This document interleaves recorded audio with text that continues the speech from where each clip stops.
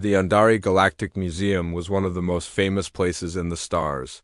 Built on the trading planet Elisar Prime, it welcomed visitors from across 100 systems. The halls were filled with strange objects, ancient machines, and living memories of lost worlds. Callan Voss, a human engineer, was not there for sightseeing. His ship had broken down during a cargo run, and while repairs were being done, he had time to waste. He didn't like crowds, but something pulled him toward the museum that day.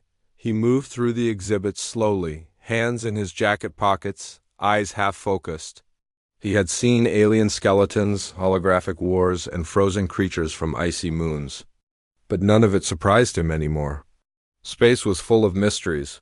He had seen too much already, but then he stopped. At the far end of the living archive section, a large glass chamber stood in silence. The tag on it read, Xenotype Specimen Number 93, the serial below it. A small note, recovered from outer zone conflict, preserved for research. Inside the chamber stood a girl. She was not human, but close enough that Callan's heart paused. Her skin shimmered like moonlight, soft and silver blue. Her hair floated slightly as if she were underwater. Her eyes wide, glowing silver looked straight at him, not past him, not around him, at him. She did not move. She did not blink. But there was something in her expression that struck him deeply. Sadness, loneliness, a quiet, waiting sorrow. Callan stepped closer to the glass. His breath fogged the surface for a moment. He wiped it with his sleeve and leaned in. Is she alive? He whispered. The museum drone nearby floated closer. Its voice was cold and flat. Specimen 93 is under biostasis. Minimal activity detected. Subject is non-hostile and incapable of independent movement. Do not touch the glass. But Callan had seen many things in his travels. He had dealt with broken systems, old AIs, faulty cryopods. He looked again at the girl's fingers. One of them twitched barely, like a small shiver. Doesn't look frozen to me, he said under his breath. He stepped back and read the digital display beside the chamber. Most of the data was locked, access denied, high clearance needed. What little information was available said her kind the Sariel had been found near the edge of known space, during a brief conflict with pirate forces. No records of survivors. Specimen 93 was believed to be the last of her kind, Callan said softly. He looked at her face again. Still, she didn't move. But her eyes, they seemed brighter now, almost wet. Could she see him? Could she? Here, a small child tugged at her mother's arm nearby. Mom, is that a real alien? The girl asked. Yes, sweetie, her mother answered without emotion. She's a display. Come on, let's move on. A display. Callan felt something twist inside him. How many people had passed by this glass? How many had stared, pointed, or ignored her completely? And yet, she was still here. Still watching. He stayed a few more minutes, unsure why. Part of him wanted to leave and forget.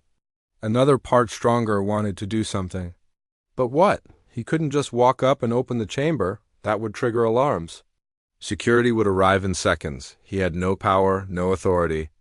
Just a tired freighter pilot with a toolbox and an aging ship. Still, he took out his wrist terminal and scanned the glass chamber quietly. Access denied. Code locked, level 7 security, unauthorized scan detected. He quickly shut it off and stepped away. His heart beat faster. He didn't want trouble, not yet, but as he turned to leave, he looked back one last time.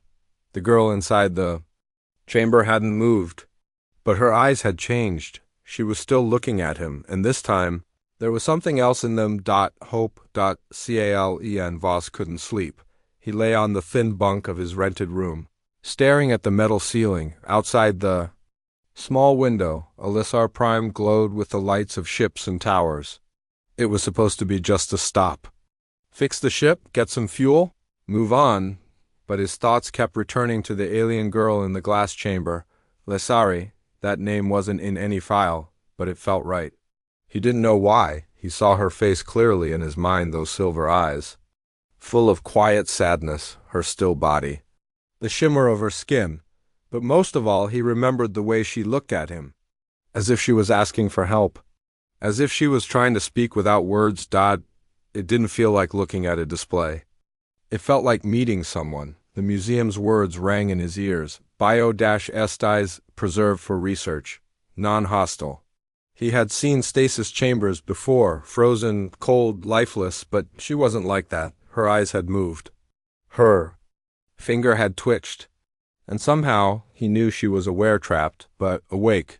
Something wasn't right. He got up, pulled on his jacket, and left the room. The next morning, Callan returned to the museum. This time, he didn't wander.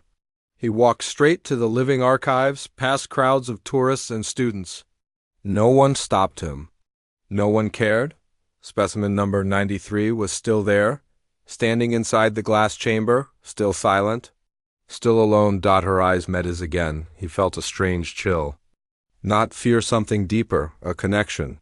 Like a whisper in the air, Callan glanced around. No one was watching. Slowly, he stepped closer to the control panel beside her exhibit. He tapped the screen. Security level, 7 clearance required. Information. Locked. He frowned. Most museum files were open to the public. Only special military tech or high-threat species were locked. Why was her file restricted? He tried a simple bypass code, one he had used in the past to fix museum doors and cargo. Scanners. Access denied. Attempt logged. Of course, he muttered. A security drone floated near him. He stepped back and pretended to admire the other displays. His heart pounded, but he stayed calm. He didn't want to draw attention. Instead, he walked away and found a museum guide, a tall, insect-like Andari in a polished black uniform.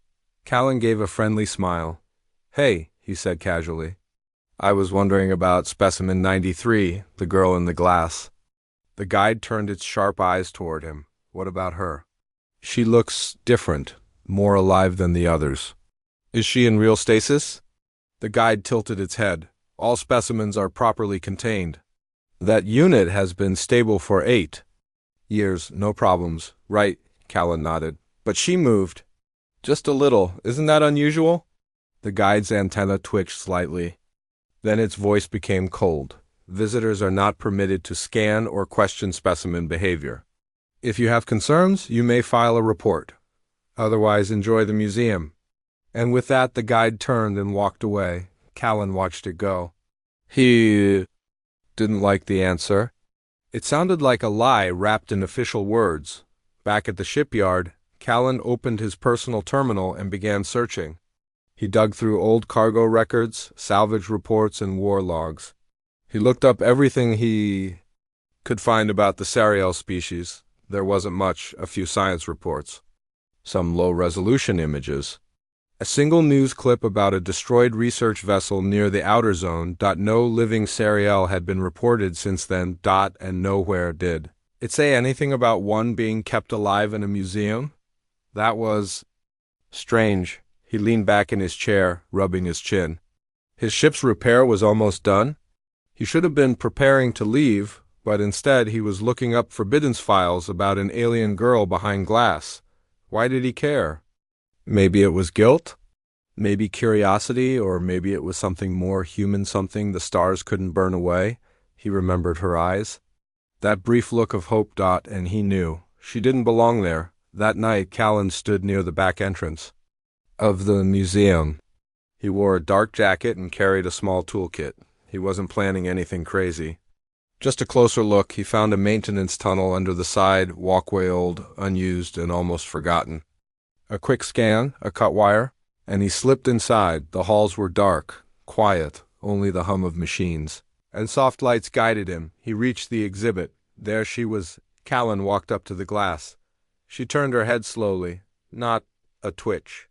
Not a reflex, a choice. She was awake. "I knew it," Callan whispered. He placed his hand on the glass. She raised hers, placing it against his. Two beings from two worlds touching. But not touching. Then her fingers moved, forming shapes. Light danced at her fingertips. It wasn't random. She was trying to speak. Callan's breath caught. The pattern. He recognized it. It was an old signal code used by deep space engineers during blackouts. 3 simple words. "Help me." "Please." Callan Voss stood frozen as he watched the alien girl trace light patterns with her glowing fingertips. Each motion formed a small symbol in the air. The shapes faded quickly like fireflies blinking in the dark. But he knew the meaning. It was an old human signal code, rare, used only by engineers in rescue. Cruz. Help me, please. He swallowed hard. Her message wasn't just a cry. It was proof. She was intelligent, aware, alive, and she was asking him, not a scientist, not a leader, but a simple human mechanic, for help. Callan looked around. The museum was quiet. No guards yet, no alarms. Just him and the girl behind the glass. He leaned closer to the chamber. You understand me? He whispered. Her eyes met his, and she slowly nodded. How long have you been trapped? He asked Eve. And though she couldn't answer with words, she raised both hands again and shaped more lights. 8 years. No voice, no freedom. No home. Callan's stomach turned. He felt anger rise in his chest, not the kind that burned wild, but the deep, quiet kind that stayed. The kind that changed people. This wasn't right. It had never been right. I'll get you out, he said softly. I don't know how yet, but I will. The girl blinked slowly. Her face, still calm, showed something new. Trust. Callan slipped back through the maintenance tunnel and returned to his room. He didn't sleep. Instead, he opened his terminal and started working. If he was going to break her out, he needed a plan. A good one. He studied the museum's schematics, stolen from an old contractor's file. The security was tight: laser locks, energy fields, drones, and cameras. The glass chamber was sealed with both electronic and genetic locks. No ordinary person could open it, but Callan wasn't ordinary. He had spent years fixing ships on the edge of the law. He had learned to move quietly, to patch systems, and to bypass locks without raising alarms. Still, this was different. This wasn't just stealing. This was rescuing Dot, and if he got caught, it wouldn't be a small fine. It would be prison. Maybe worse. He looked at her face again on his screen. He had taken a single photo with his wrist terminal. Her silver eyes stared back. He made up his mind. The next night, Callan returned to the museum. He wore a black work suit, carried a small pack of tools, and walked like he belonged there. Number 1 noticed him. Most guards didn't look at technicians. They just assumed they were doing their job. He reached the back corridors, moving with confidence.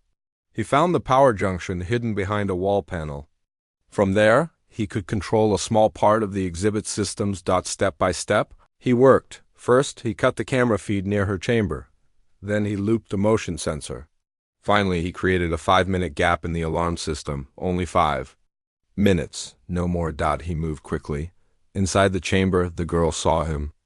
Her eyes widened. Callan tapped the glass, then pulled out a thin cable with a glowing blue chip.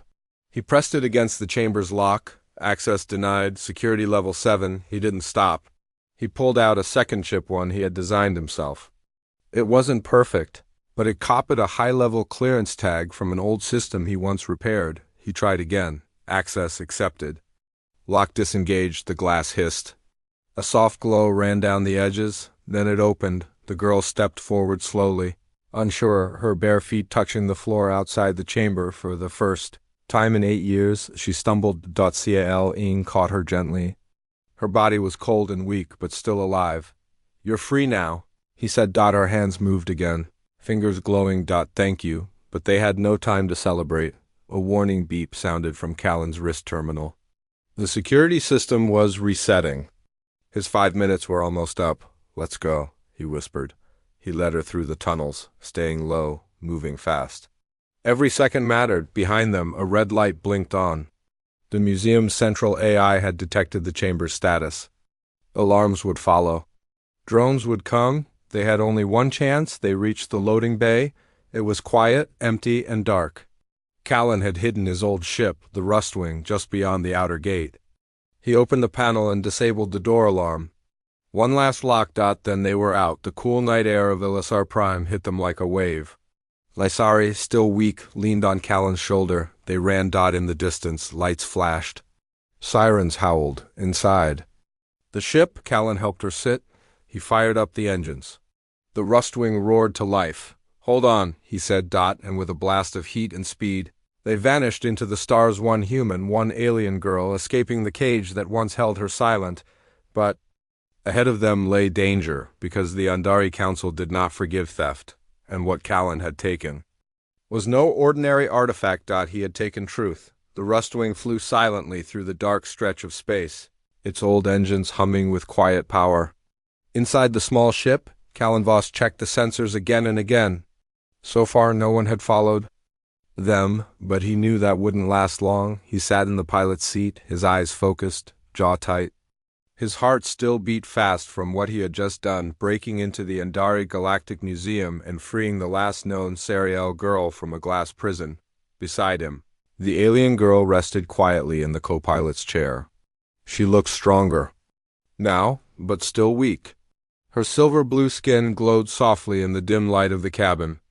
Her long hair floated slightly as if caught in a slow breeze, though there was none. Her name, she had told him through glowing finger signs, was Lysari. Callan glanced at her. "You okay?"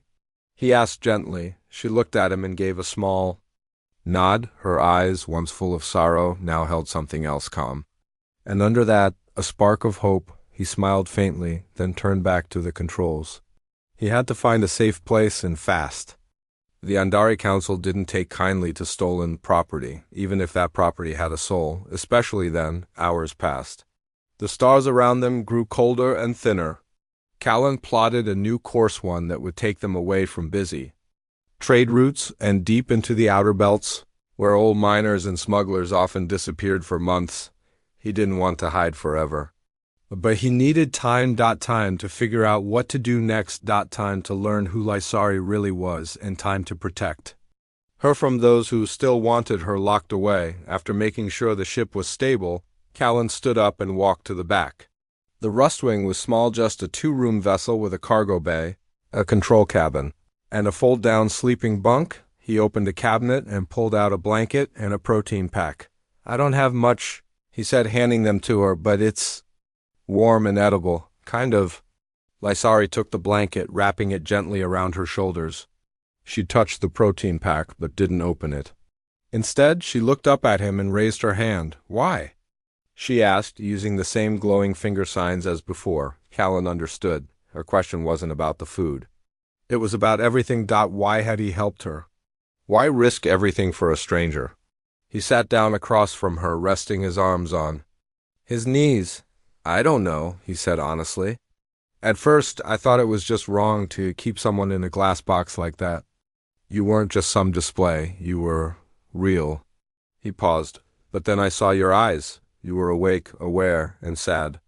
I've seen machines with more life than some people, but you were alive and trapped. I couldn't just walk away."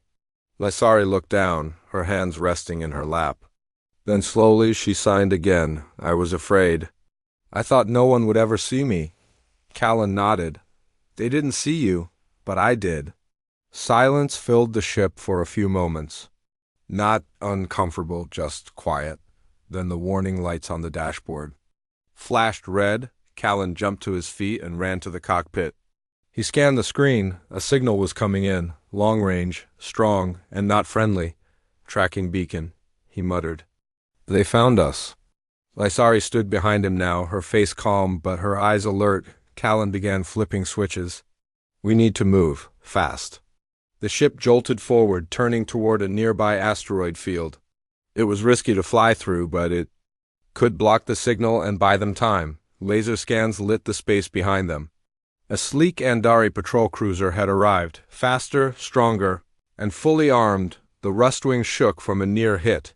Callan swore under his breath and flew deeper into the asteroid field. Giant rocks floated all around them, spinning slowly in the dark. One wrong move, and the ship could crash, but Callan flew like a man who had nothing left to lose. Lysari gripped the side of the chair, watching with wide eyes. "Almost there," he said through gritted teeth. The ship dipped, rolled, and twisted between giant stones. A large asteroid came into view, half broken. With a hollow center, Callan flew straight toward it.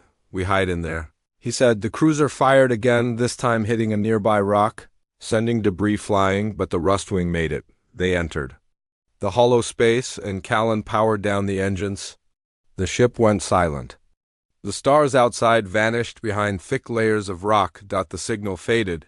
They were safe, for now, inside the quiet ship. Callan leaned back inside.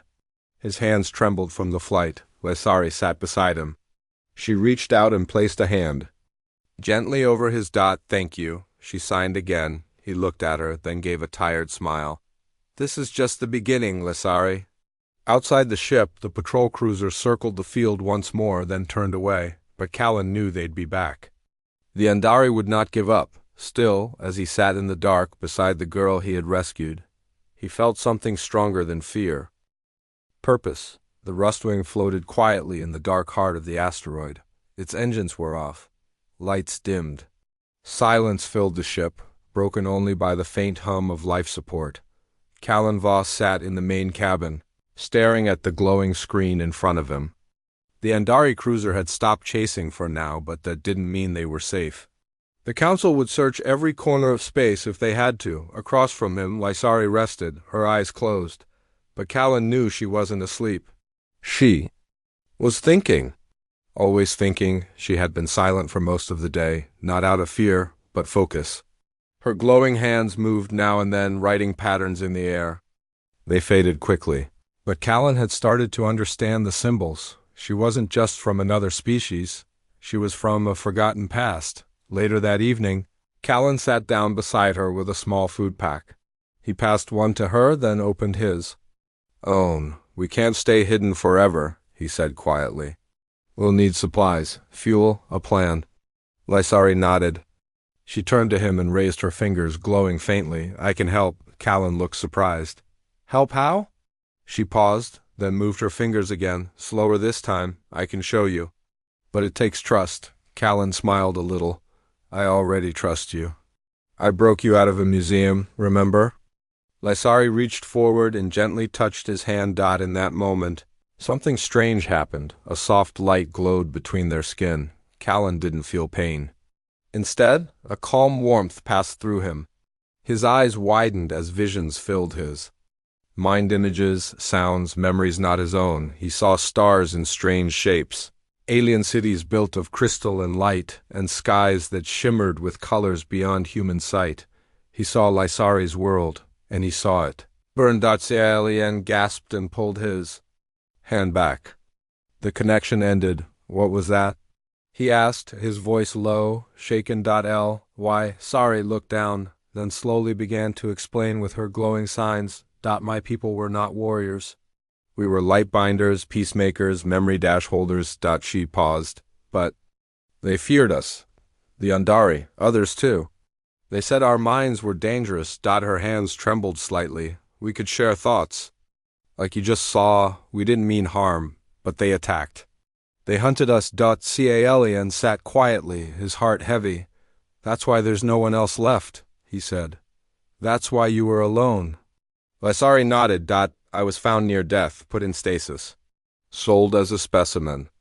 I stayed awake the whole time." Callan clenched his fists. "They called you a display. They didn't even care who you were." He stood and paced the small room. "They didn't just steal your freedom. They stole your voice." Lesari looked at him with quiet eyes, then formed more symbols. "But you listened." Hours later, Callan opened the ship's map. A tiny blinking dot showed their location. They were far from any main route, but not far enough. He zoomed out, looking for a safe place. Somewhere quiet, hidden, a small moon appeared on the map. Tyros 5, an old mining outpost, abandoned for years. No patrols. No satellites, just rocks and shadows, Callan pointed. "We'll go there, get what we need, and then maybe find others." Lesari tilted her head. "Others like you," Callan explained. "There must be someone out there who knows the truth. Someone who remembers the Sariel." Lesari didn't speak, but her hands glowed again. "I remember." The Rustwing powered up slowly. The engines hummed as the ship turned toward the cold, gray moon. They flew in silence for hours. Callan kept watch.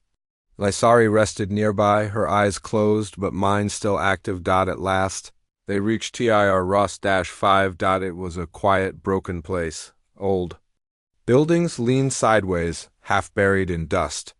Long-forgotten mining machines rusted under the pale sky. But there were no guards. No scanners. No one to stop them. They landed gently. Callan and Lysari stepped out into the cold wind. Callan wore a jacket. Lysari didn't seem to feel the chill. She moved slowly, touching the strange stones and ruins. This place feels empty, Callan said. Lysari paused, then lifted her hand. She pointed toward a crumbled wall. Callan followed her to it. There, hidden behind a fallen panel, was something strange, a symbol carved in the stone.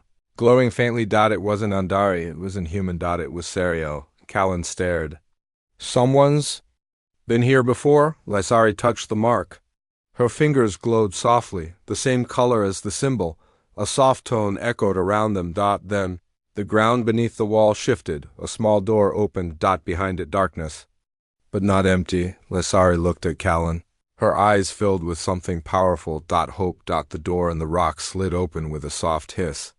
Behind it was a narrow tunnel, lit only by faint blue lights that pulsed like a heartbeat. Dust floated in the still air, untouched for many years. Callan Voss looked at Lysari, unsure. You think someone's still down there? Lysari didn't answer with words. Instead, she stepped forward into the tunnel, her glowing hand lighting the way. Callan followed. The deeper they went, the warmer it got. The walls changed from rough stone to smooth metal.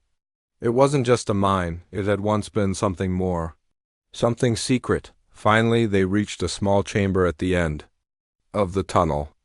In the center stood a tall, curved device, shaped like a crescent moon, covered in glowing lines and symbols. Callan stared. What is that? Lysari walked up to the device. She touched it gently. Her hand glowed brighter. The symbols on the machine responded, lighting up like stars. A soft hum filled the air, then a voice echoed in the room. It wasn't in any known language. Not human, not Andari. But somehow, Callan understood it. Serial beacon unit active, memory lock open, transmission ready. He turned to Lysari. This is your people's tech? She nodded slowly. This is our last voice, she signed. A message left behind in case we were gone. The beacon continued to glow. A small round platform at its base lit up. Callan stepped closer. Can we play it? Lysari nodded. She stepped onto the platform, and after a pause, Callan joined her. Light rose around them. Images formed in the air. A world of beauty. Lysari's homeworld appeared before them. Towering crystal trees, floating cities, rivers of soft light. Serial people moved gracefully, speaking in glowing signs and soft tones. Then the scene shifted. Ships appeared in the sky. Dark, cold, metallic. Warships. The peaceful cities were attacked. Lights fell. Buildings cracked. Serial fled, but many were caught. Some fought with light in mind, but they were few. The image faded to a single message, spoken in the calm voice from before. To those who find this, we are not weapons, we are memory. We do not seek war. We only wish to be remembered. Please, do not let our light fade. The beacon dimmed. The room fell silent. Callan stood there, speechless. He turned to Lysari. Her eyes were closed. A single tear ran down her cheek, glowing softly. He reached out and gently touched her arm. I promise, he said.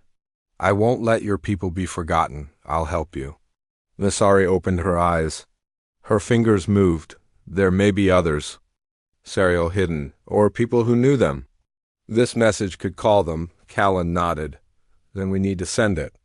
They returned to the Rustwing quickly. Callan checked the long-range comms. The ship's transmitter was old, but strong enough. If boosted, he worked fast, connecting wires, adjusting signal paths. Lysari watched, then added her own energy to the beacon crystal they had taken from the cave. As it glowed, Callan uploaded the memory recording. Ready to broadcast? He said. Lysari paused, then added one last glowing sign to the message. We are not gone. We are light. We remember. Callan hit the send button. A pulse of soft light left the ship, spreading out into the dark of space. Hours passed. Then a ping. Someone answered.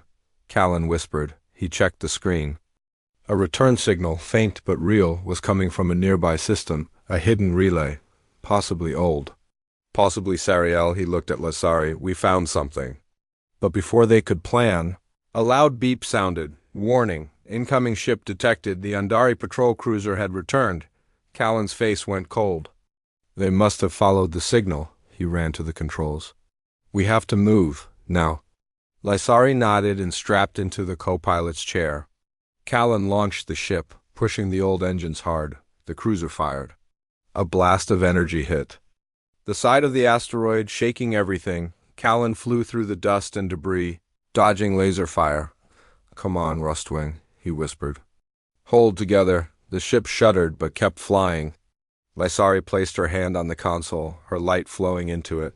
Somehow the engines surged faster. You did that? Callan asked, surprised. Lysari gave a small smile, but the cruiser was still behind them. Suddenly, another blip appeared on the screen, a new ship. Then another dot and another, ships of many shapes and sizes, small hidden crafts, old vessels with serial symbols. Others with strange tech appeared around them. Callan's jaw dropped. They answered the message. The strange ships formed a shield wall between the Rustwing and the Undari cruiser. The cruiser stopped, hesitated. Then, without warning, it turned and jumped away into hyperspace. The danger was gone. Lysari looked at the screen, her eyes wide. Her hands trembled. We are not alone, Callan smiled. No, Lysari, he said softly. Not anymore. The stars around the Rustwing were no longer empty. After sending out the ancient serial message, ships had come quietly, one by one, from forgotten corners of the galaxy. Some were small and worn. Others glowed with strange colors and soft lights. Many bore symbols Callan didn't recognize, but Lysari did. She sat at the front window of the ship, staring in wonder. Her glowing eyes reflected the lights of each vessel. Her fingers trembled slightly, not from fear, but something deeper. Recognition. Double quotes, these ships, Callan said softly, standing beside her. They answered your people's call. Lysari nodded. Her hands moved slowly in the air. Some are Sariel. Some are friends. They remember. Callan looked at the screen. Then maybe it's not the end. Maybe it's a beginning. A voice crackled through the comms, gentle, not in any language Callan knew. Lysari listened carefully. Her expression shifted from calm to surprised, then to joy. They knew my mother. They were guardians of the old Sariel way. They were waiting for a sign, for a voice. She turned to Callan. You gave them that voice. Callan blinked. I just pressed a button. Lysari shook her head, smiling faintly. No, you listened. That was more than anyone else did. Later they gathered at a peaceful moon. Nearby, the ships formed a quiet ring above it, like stars watching over a sleeping world. On the surface, a meeting was held. The first Sariel to arrive stepped forward. She was older than Lysari, her light dimmer but calm. Her name was Ilari, and she spoke using the same glowing signs. She touched Lysari's face gently. We thought none survived. You are a gift of light. Then Ilari turned to Callan and gave a small bow. You protected her when none would. For that we thank you. Callan looked down, unsure what to say. I just did what was right. Ilari's eyes sparkled. That is why the light found you? Over the next few days, Callan and Lysari listened to stories told by those who had come. Some were Sariel survivors who had hidden for years. Others were travelers, humans, and alien beings who had once known the gentle ways of the Sariel. Each had been waiting for proof that the light of the Sariel had not faded. Now, with Lysari alive, they had hope again. Ilari and the elders shared old knowledge. They taught Lysari how to use her gifts in full. Callan watched with quiet amazement as Lysari began to grow stronger, her light brighter, her steps steadier, her smile warmer. One evening, she stood before Callan, her hands glowing brighter than ever. I can show you more now, if you want. Callan smiled. Of course I do. She reached out and touched his hand, this time. The light between them was not just memory, it was connection. He saw her world again, but also something new, the future, not dark. Not broken, but full of stars, ships flying together, and people from many places living in peace. He saw himself older, still standing beside her. And he saw others' children, Sariel and human, laughing together, learning together. When the vision ended, Callan blinked back emotion. Was that real? Lysari nodded. It can be. If we protect it together. On the final day before they were to part ways, the group gathered one last time. The Sariel placed a new beacon on the moon, stronger than the last. It would keep sending the memory message out to the stars for all who had forgotten. And for those still searching, Alari placed her hand on the device and looked to Lysari. You are the new voice. The living light. Lead us forward. Lysari nodded, then turned to Callan. Will you come with me? There's still much to find. Callan didn't hesitate. Always. The Rustwing was no longer just a ship, with small upgrades from the other travelers. It now carried something rare and precious, not weapons, not treasures, but hope. A light that had once been nearly lost now burned stronger than ever. As they lifted off from the moon, Callan looked back one last time. Do you think the Andari will come again? He asked. Lysari paused. Maybe, but they won't find fear. Not anymore, Callan nodded. We'll be ready. She reached over and gently touched his shoulder. We are never alone now. In the deep silence of space, the Rustwing flew on, no longer hiding, no longer running, but moving forward. And across the stars, the light of the Sariel began to shine once more, not just in memory, but in every life that chose to remember them. In every heart that listened. And in every soul brave enough to believe. That light still lives.